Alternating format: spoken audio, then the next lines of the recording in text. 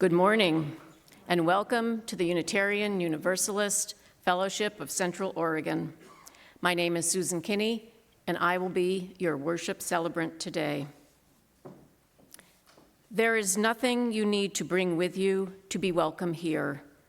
No right beliefs or proof of citizenship, no eternal optimism or clarity of conviction, no boundless courage or endless experience.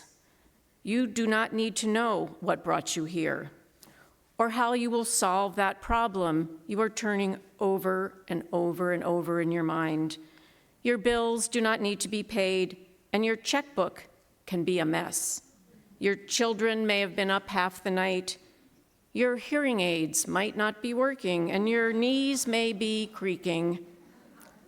You do not need to be already perfect, or even halfway, to belong in this circle where grace meets us where we are, but does not leave us as it found us, where love resides in each of us, yet is somehow more than all, where life still pulses and rages and heals and transforms, creating us, and this day anew once again. These words to call us into worship by the Reverend Gretchen Haley. And it is my great privilege to welcome our first Sunday of the month guest musicians, who have just left, I guess. Coyote Willow. I'm sure they can hear you back there. Coyote Willow is an Indie Americana duo that creates a unique blend of folk, roots, blues, and intricate instrumentals through Tim Coffey's soulful guitar, Kat Hilst's powerful cello, and their moving vocal harmonies. Coyote Willow has built its reputation on constantly playing locally. The duos are regulars at Strictly Organic Coffee, the Northside Bar and Grill, and McMenamin's Old St. Francis. And this morning, they're here with us. Welcome to Tim and Kat.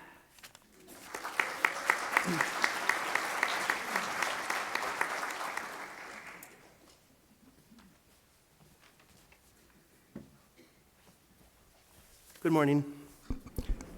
My name is Stephen Parkin, and the chalice will be lit today by my mom, Janice, and my kids, Lenora, August, and Cassandra. Our chalice lighting words are from Margaret A. Keep. As surely as we belong to the universe, we belong together. We join here to transcend the isolated self, to reconnect, to know ourselves, to be at home, here on earth, under the stars, linked with each other.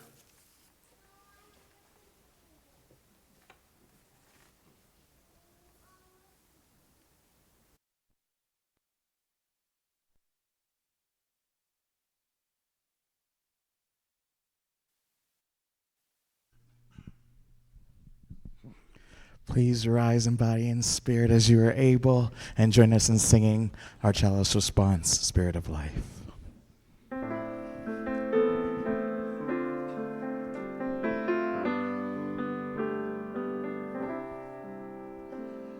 Spirit of life, come unto me, sing in my heart all the stirrings of compassion, blow in the wind, rise in the sea, move in the hand, giving life the shape of justice. Roots hold me close, wings set me free. Spirit of life, come to me, come to me.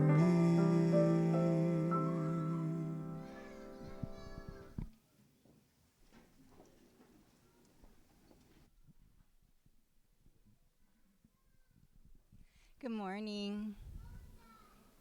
My name is Amy Brock, and I'm the Director of Religious Exploration for Children and Youth, and it is time for our Time for All Ages. So if you are young or young at heart, we invite you to find your way to the rug for our story exploration this morning.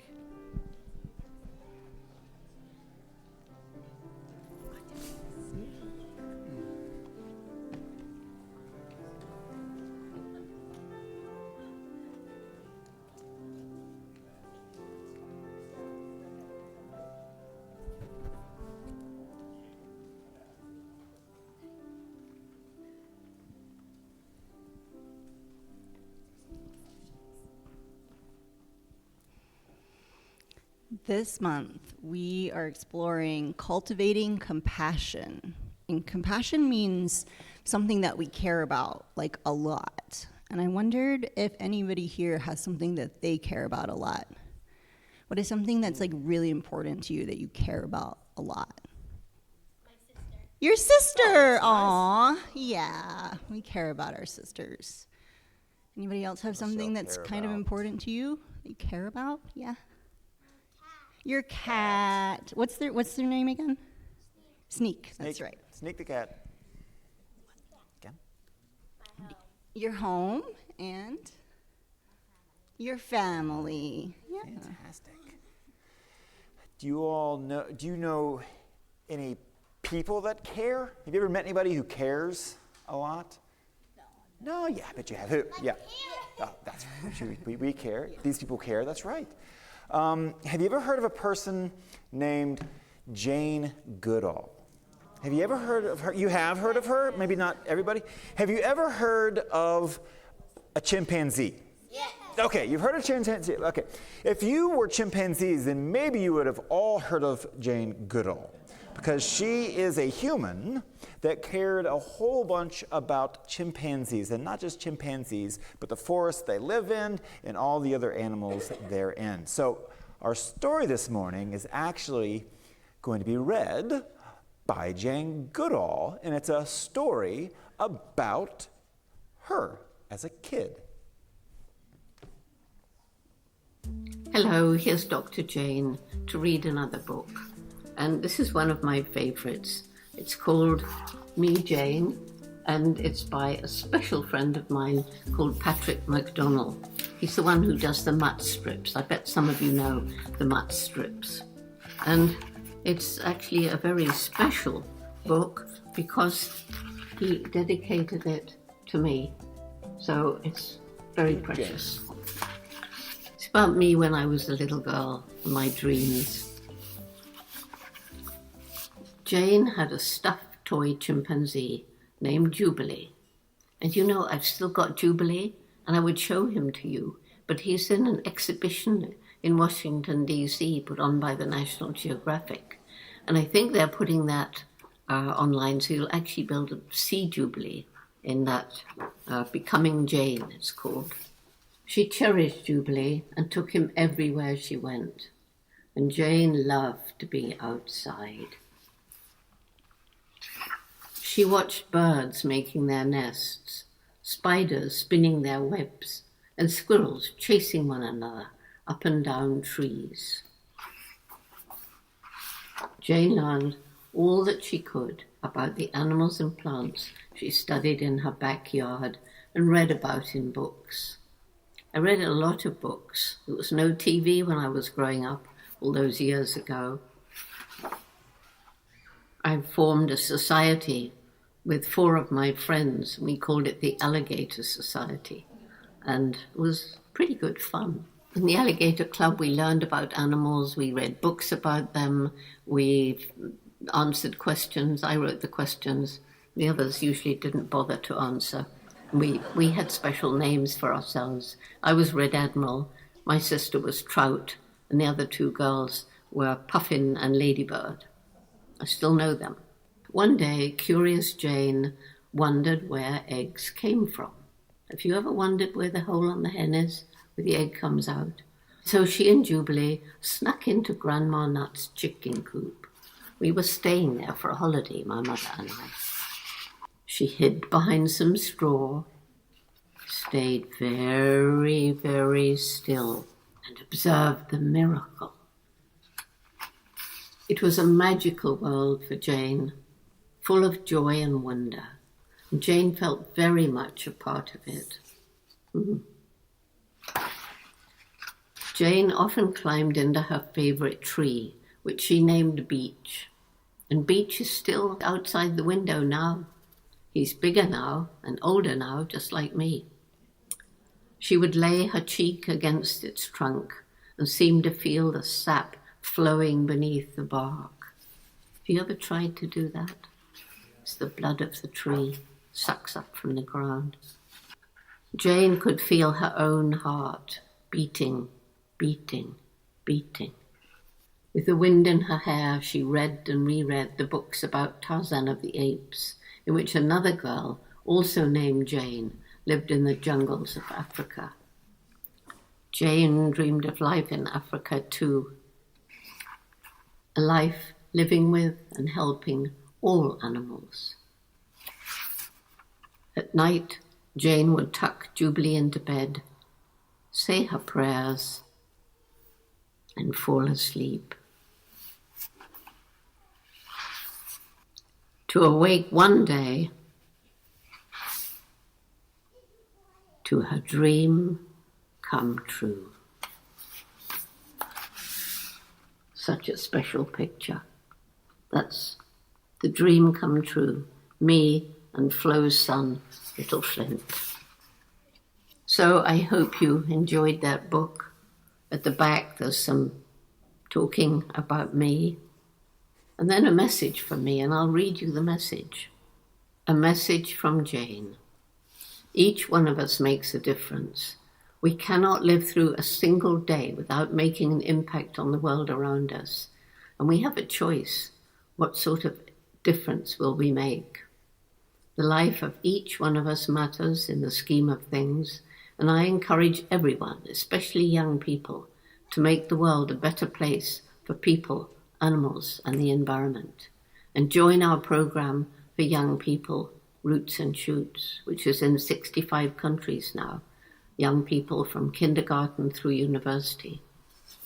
Children are motivated when they can see the positive results their hard work can have. As I travel, I meet hundreds of Roots and Shoots groups. They're always eager to tell Dr. Jane what they've been doing and how they're making a difference in their communities. Whether they've done something simple, like recycling or collecting trash, or something that requires a great deal of effort, like restoring a wetland or raising money for street children or a local dog shelter. They are a continual source of inspiration for me and for other children around the world. I invite you to get involved. You won't regret it. Thank you for listening to this very special book.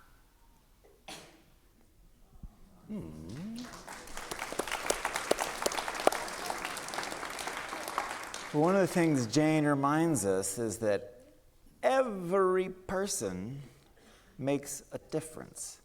And at the end there, she said they can make a difference in caring for other people, caring for animals, and caring for our planet, which kind of reminds me of some words we say every week. Kind of sounds like the Children's Covenant. It does. Yeah. Maybe we should say that. Maybe we should I say bet it together. Jane Goodall would like our Children's Yeah, Covenant. before we go and explore more together today. In this place, I am kind. In this place, I am loving. In this place, I am a friend to the earth and all animals and people. In this place, I am loved. We please rise and make an arch for our children as they go to their religious exploration classes, and we sing them out.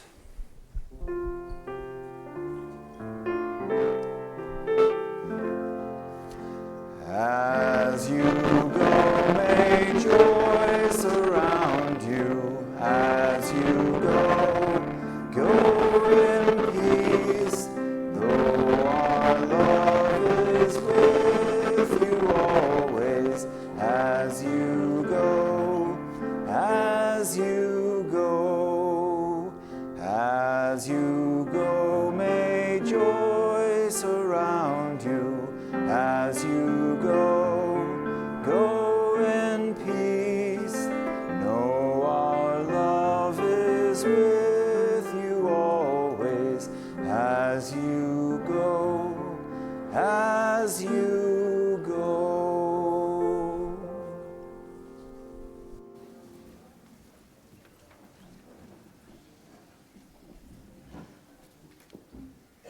Good morning.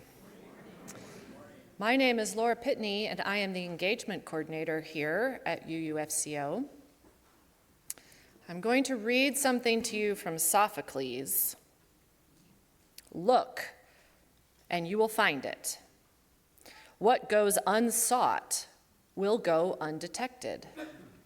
I was happy to see that this morning because I wanted to ask all of you to, starting as soon as you want, telling me things that happen as part of what we do here at UUFCO, because I am seeking that information, because otherwise I don't know, and then probably you don't know all the amazing things that we are doing together to impact love in our community, whether it's individually or just a small little circle or a very big circle. We do so many things. And so I am really wanting to hear from you.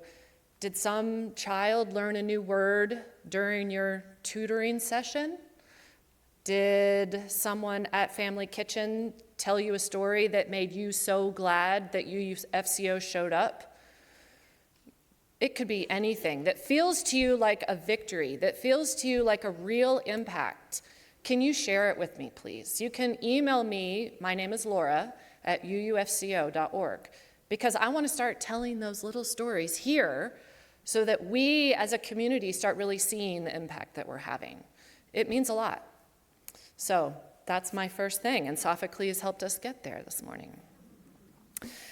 Let's see, I would like to tell you too that if you have been feeling impacted personally, or you want to know more about how to get involved here and you've been curious about membership, I have great news that there is a series of classes that will begin on October 28th to learn what it means to become a member at UUFCO.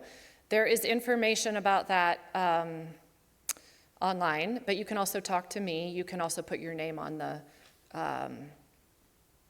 board out at the kiosk, the sign-up sheet. Thank you, the sign-up sheet. And there's a big event that is happening here next Saturday. We are partnering in an event called Bend to Balance, and it is to uplift and highlight the importance of mental health. And Reverend Scott will be giving a workshop. There will be lots of very wonderful workshops you can participate in. And so if you have questions about that or you would like more information, you can find that on the bulletin board outside. All of these things happen thanks to support from all of you, and a very important person is here to share with us about the upcoming auction. Berlin. Thank you, everyone.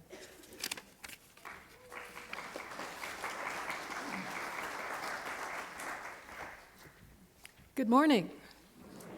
I am Verlene, and I am here representing the 2025 Harvest the Love auction event. The Scarecrow made an appearance last week, and I'm sure many of you thought he'd be here again this morning, but he's sad that he couldn't be here, and he'll be back next week. I'm here to remind you that our live event is coming up soon, October 17th, right here. This year, we're combining an evening of live activities, followed the next day by online bidding. If you haven't checked out the catalog of live and online offerings listed on the Octria site, I encourage you to do so. There you will find a variety of activities, from dinners to fly fishing to an evening with Beth Wood. So many wonderful offerings, and it's not too late for you to submit any ideas you might have. This year, we are very excited to have Lou Schmerber, who's a member of our congregation, and his lively band, Hell or High Water, who will be playing that evening for your listening and dancing pleasure.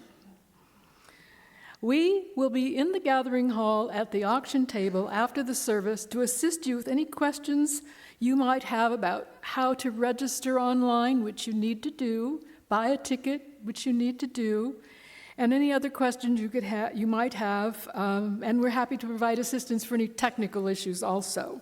See you at the auction.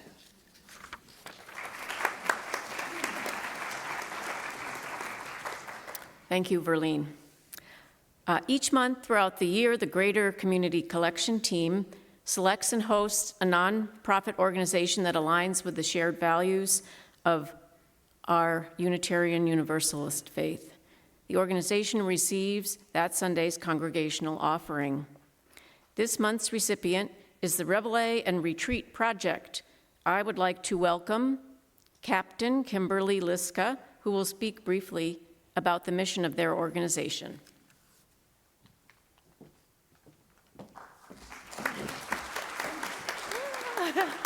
Good morning. So I'm Kimberly Liska, also known as Captain Kim, and I want to thank you for nominating our nonprofit. It means the world to me. I was in the military from 1995 to 2009 as a combat medic and a flight nurse. And unfortunately, there is an increase in military women's suicide rate. That's near and dear to my heart because I was almost one of those statistics until we found the nonprofit, which is Reveille and Retreat Project, which focuses specifically on military women's mental health and holistic healing through non-traditional retreats. So all the money that you have gathered for us goes towards sponsoring a military women to come to these no-cost retreats and find their safe community, much like it is here. I felt very welcomed and very loved from the beginning, and that's how these women feel as well when they come into our retreat. So thank you so much. I appreciate everything that you have done for us. Thank you.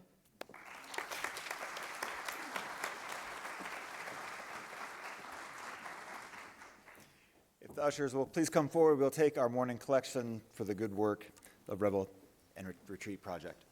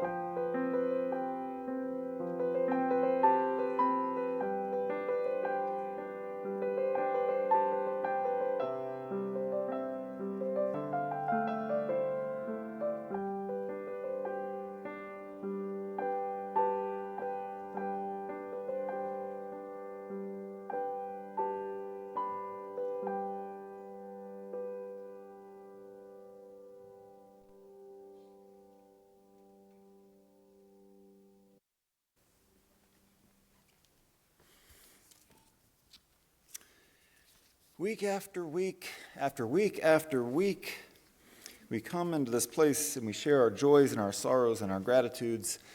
And in any given week, our lives will be varied, our lives will be different. Some will be full of joy, some weeks will be full of sorrow, some weeks will be full of a grateful heart. But more likely than any of this is that all of our weeks contain all of these things. And because of that, we lift up our written joys and sorrows that are on these forms at the kiosk, if you have one that you would like to share with the congregation. And if you would like to light a candle for a joy or a sorrow or gratitude this morning in your own heart, please feel free to do so while I'm reading our written ones. Carol Carlson shares a worry about Rick Stormy's husband of Carol Storm, who was taken to the hospital after experiencing paralysis. Okay.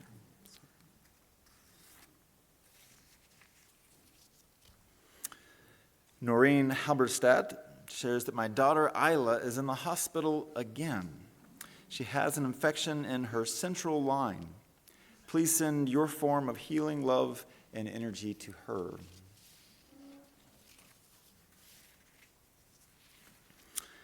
And James Simmons Cox sends prayers and support for our sisters and brothers in Portland and Chicago. Important close to home. It's been interesting this past week to see people posting pictures of actually how peaceful and wonderful a place Portland is to live, despite what some are hearing in the news.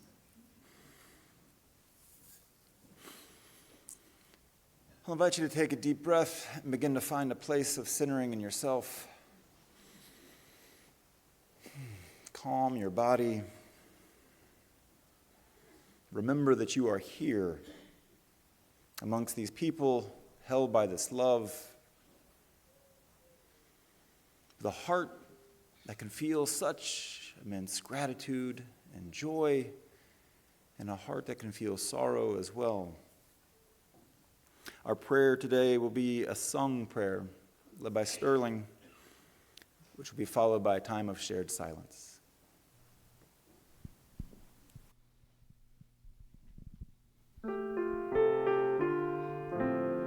Please join me in singing Can I See Another's Woe?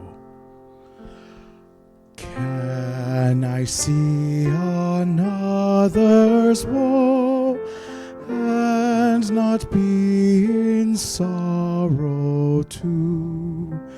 Can I see another's grief and not seek for kind relief?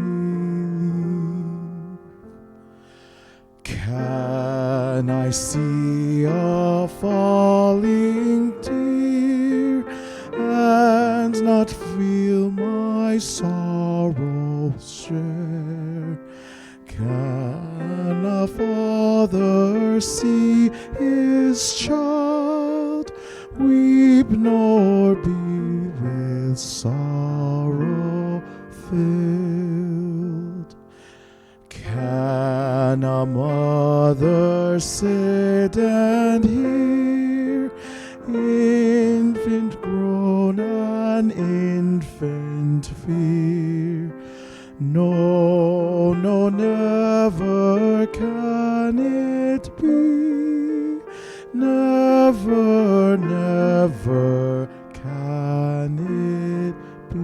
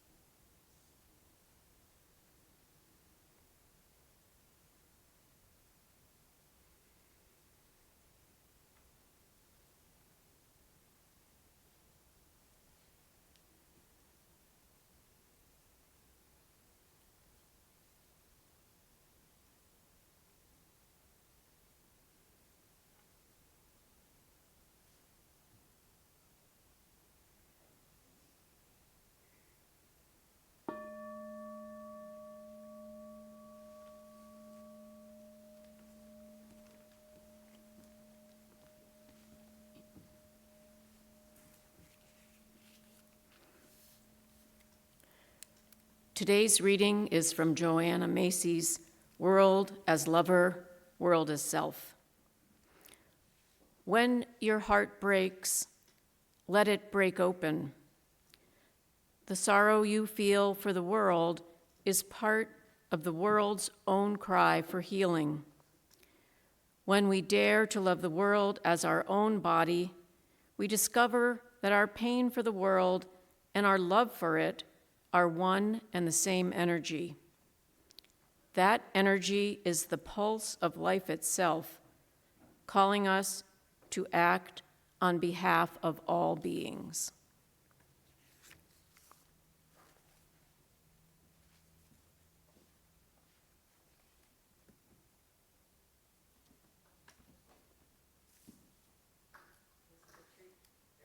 It's a true story.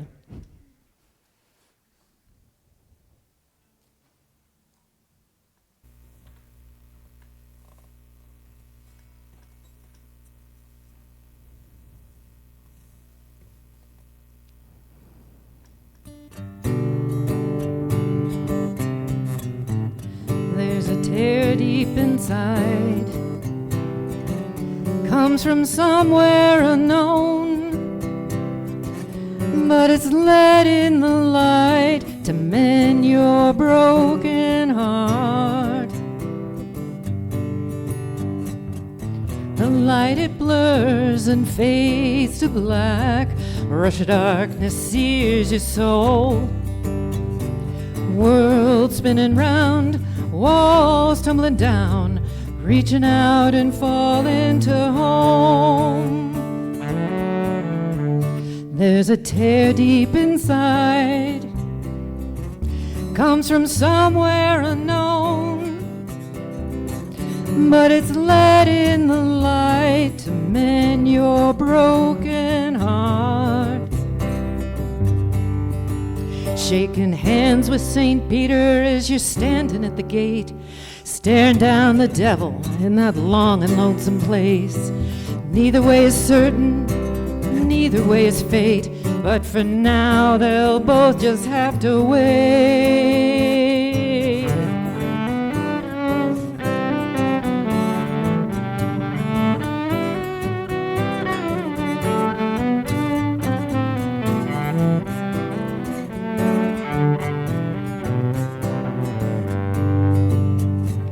Needles and nurses, doctors and saints work to mend the tear. Brought down to your knees, taking time to breathe. The broken heart in time will heal. There's a tear deep inside, comes from somewhere unknown, but it's let in the light to mend your broken. Let in the light to mend your broken. Let in the light to mend your broken heart.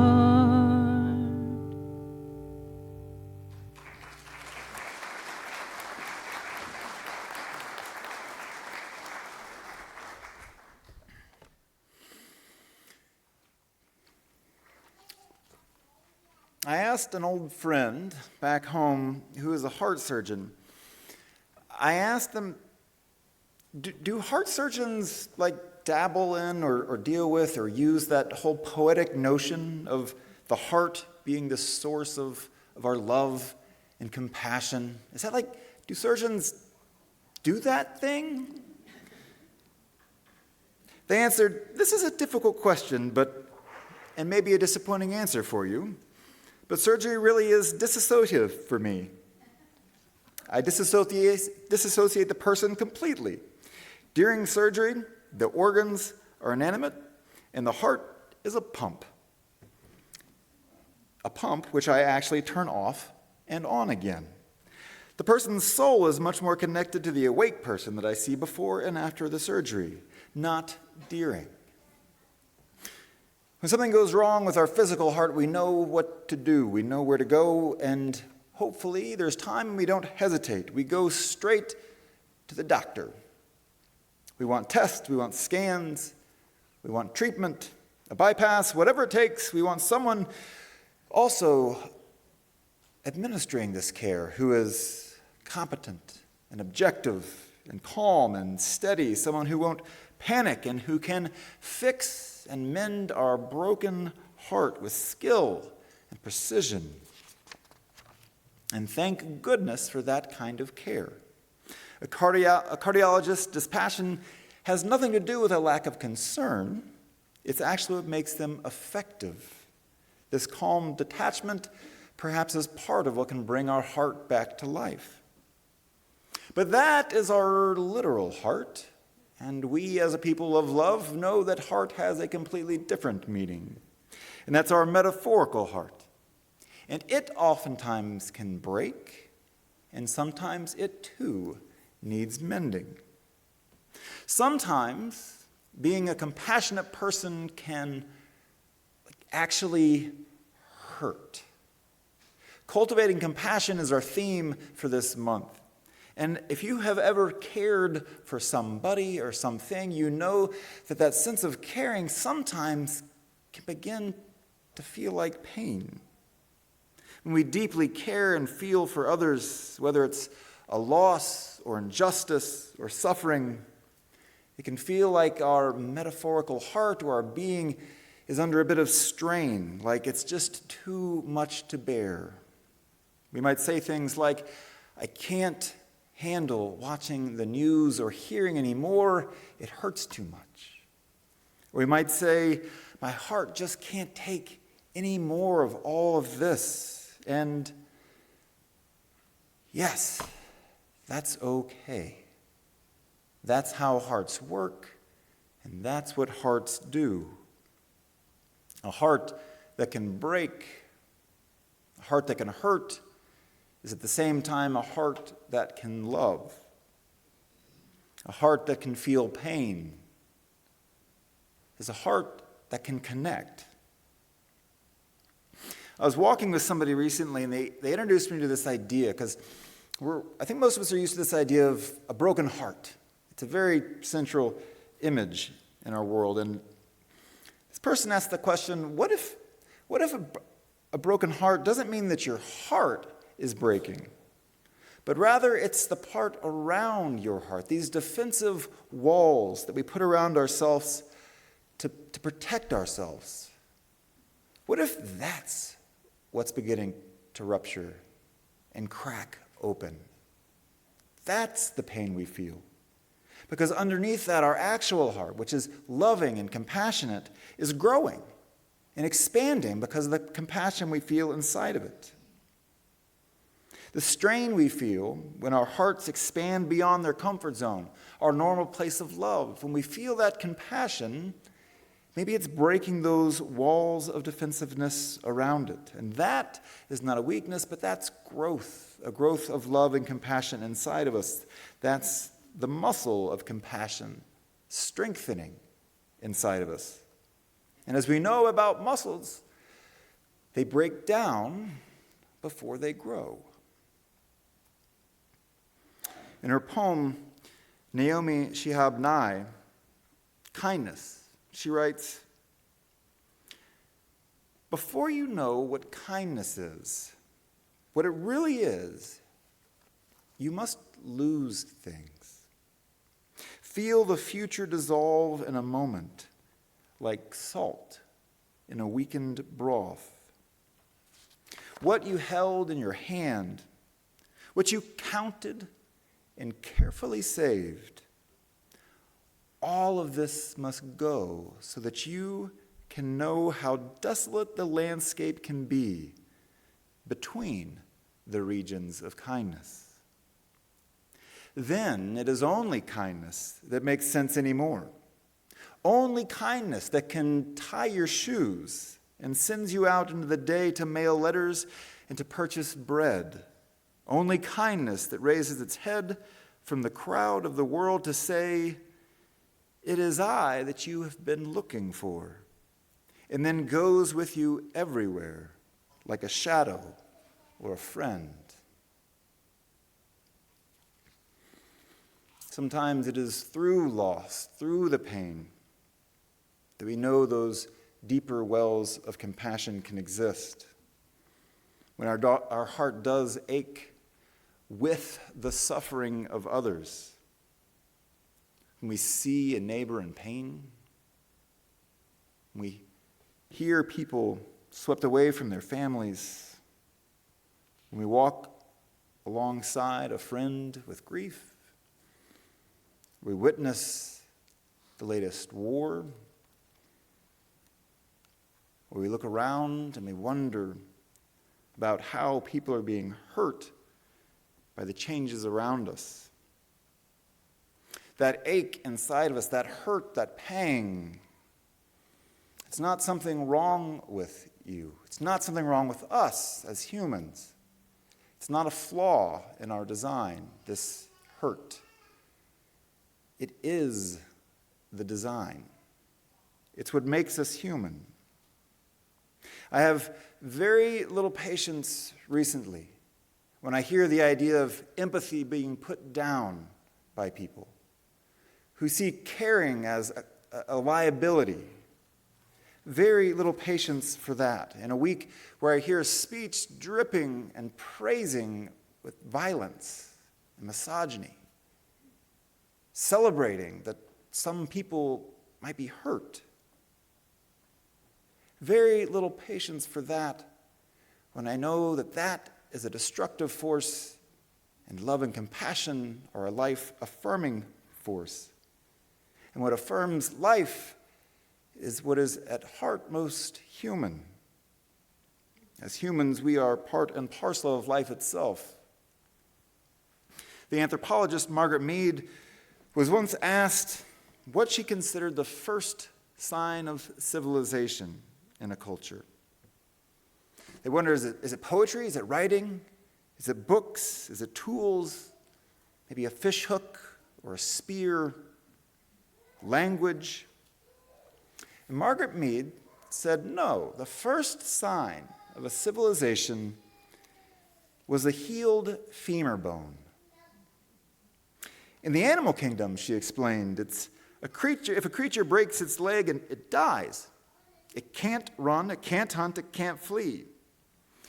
But if they found a healed femur, it means that someone stayed behind to care for an injured person. Someone tended to them. Someone sat with them and protected them and healed them and brought them food and waited as the bone mended. This healed femur, it's a sign of compassion in a human. And that, said Margaret Mead, is where civilization truly begins. It's not with the accumulation of power or wealth. It's not building cities.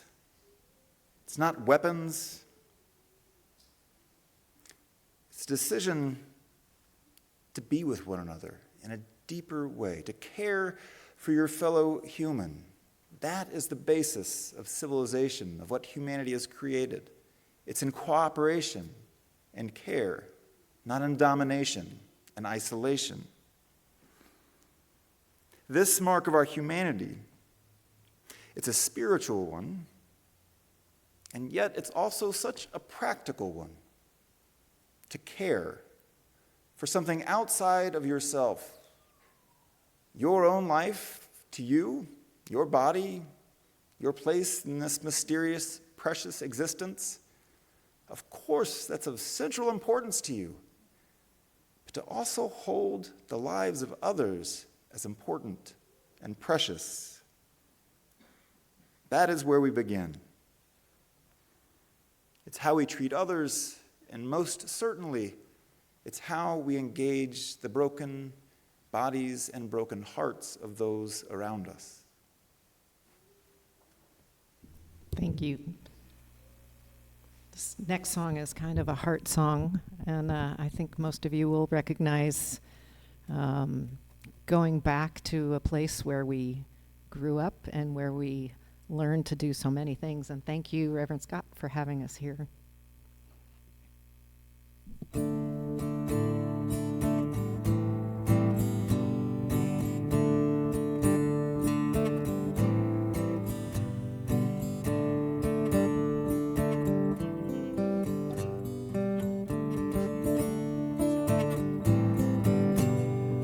broken down walls, homesteads long gone, crumbling stones, memories hang on.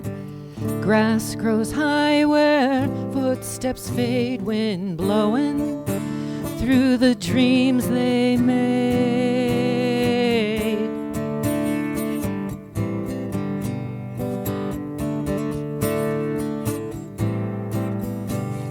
Rust on the gate still swinging in time to the sound of a creek, rustle of pine, smell that rain. On a summer's day, hear my mama calling from a mile away. I'm going back to Pool Hill Road, where the dust still tells the stories of old, where my heart was young and nights were bold. I'm going back to Pool Hill Road.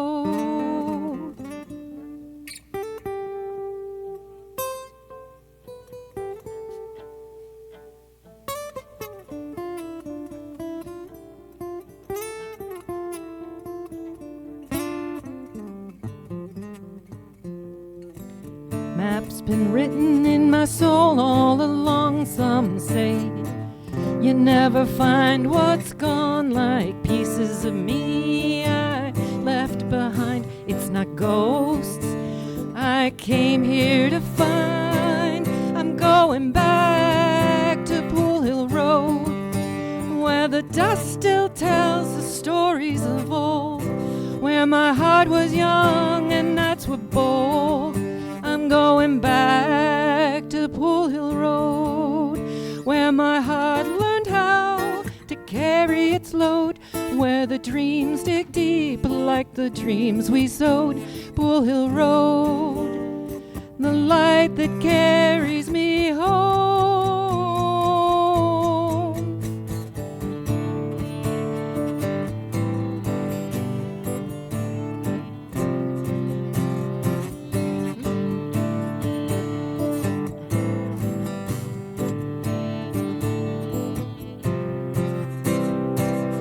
Going back to Pool Hill Road, where the dust still tells the stories of old, where my heart was young and nights were bold. I'm going back to Pool Hill Road.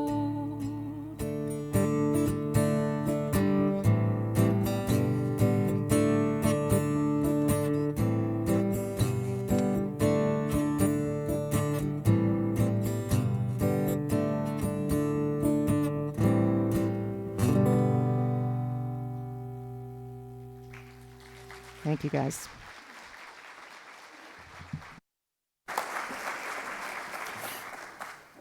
When I reached out to Kat to explore the music for this service, I had no idea that the first song they played, Falling to Home, I had no idea that they had a song that was about literal and metaphorical heart mending.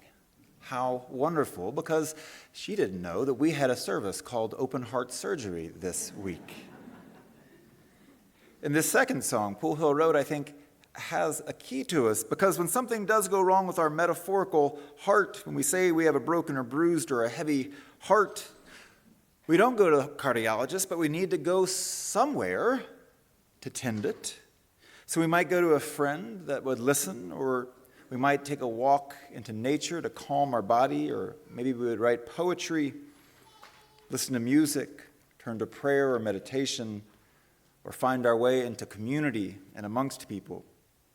But this song reminds us of something else, that life imprints itself upon us. Those places and those experiences, that we experienced compassion and love in our lives, those people who showed us that. They are imprinted in us as well, and we can return to them, those memories or those people or their example, time and time again, even after the fact, and that gift can continue to be given to us. It's in this way that Jane Goodall continues on after her death this past week. She began her work in 1960 in Tanzania. As you might know, she entered into a forest and sat quietly among the chimpanzees, observing them day by day. letting them get used to her presence. And what she discovered, and what she taught the entire world, was that these chimpanzees had personalities and lives and relationships and emotions and social bonds. Then you had to make tools. Then you had to grieve and mourn and love and care. And so she lifted this example up to the world, and in doing so, collapsed one more boundary that we tend to keep putting in, which is us and them, me and you, denying the reality, that deeper reality that we are all connected and we are all one in the end.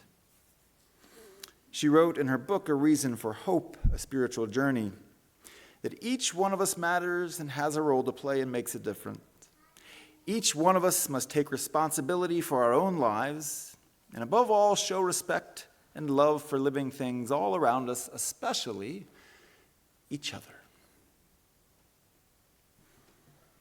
It reminds me of that healed femur, that first sign of humans creating something together called civilization. So when my friend, the doctor, becomes dispassionate to care for this physical heart of ours, and thank goodness that they do, our work is to remain compassionate for those around us and for the earth and for others, for everything we can muster up enough love and care for, to practice this compassion, to break down the walls of our heart over and over and over and see just how large our heart can be. Our song earlier asked the question, can I see another's sorrow and not feel sorrow too? And ends by saying, never, never shall that be. And I hope that is the case. We don't want to collapse under the weight of witnessing sorrow, but we have to resist hardening and isolation and allow that sorrow and pain a place along everything else. We bring our parts here. We bring them to each other. We gather ourselves and our hearts aching. Our compassion might have us feeling heavy from time to time, broken, hurting. But remember that feeling, that ache, is the exact thing that makes us human. It's the evidence of life. These brave hearts of ours that allow femurs to heal. This is love made visible in our world. I close with these words, this poem by Ellen Bass. The thing is to love life, to love it even when you have no stomach for it, and everything you've held dear crumbles like burnt paper in your hands, your throat filled with the silt of it.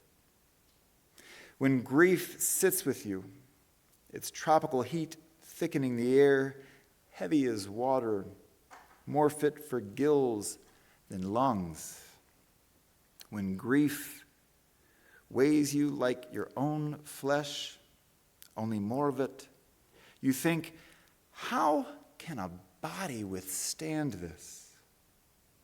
And then you hold life between your palms like a face, a plain face, no charming smile, no violet eyes, and you say, yes, I will take you and I will love you again. May it be so.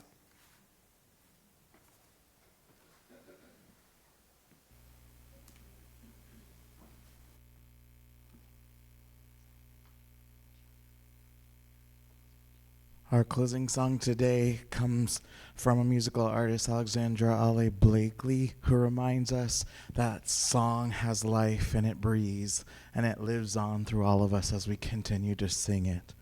I'm going to sing the melody first, and then I invite you to sing along and add your own harmonies as we do so.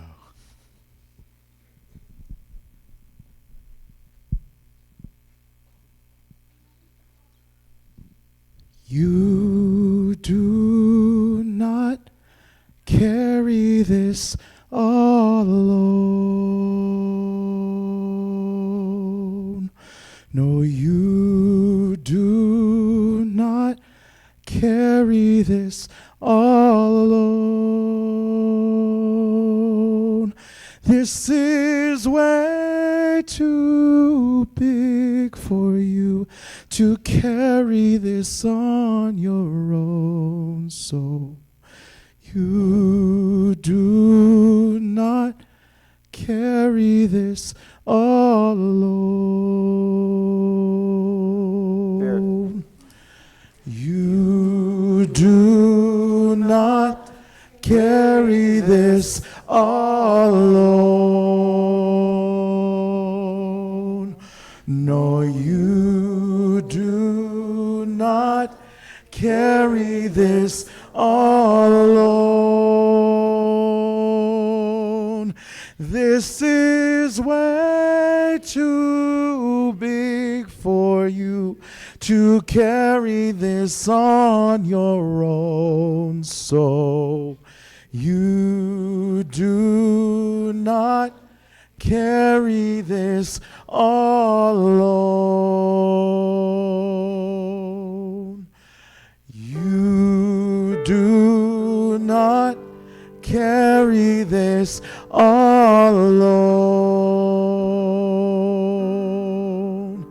No, you do not carry this all alone. This is way too big for you to carry this on your own. So you do not carry this all alone. You do not carry this all alone. No, you do not carry this all alone. This is way too big for you to carry this on your own. So you do not carry this all alone. You do not carry this all alone. No, you do not carry this all alone. This is way too big for you to carry this on your own.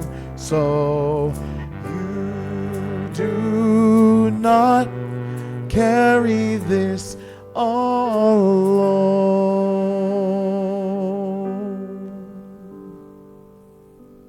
Thank you.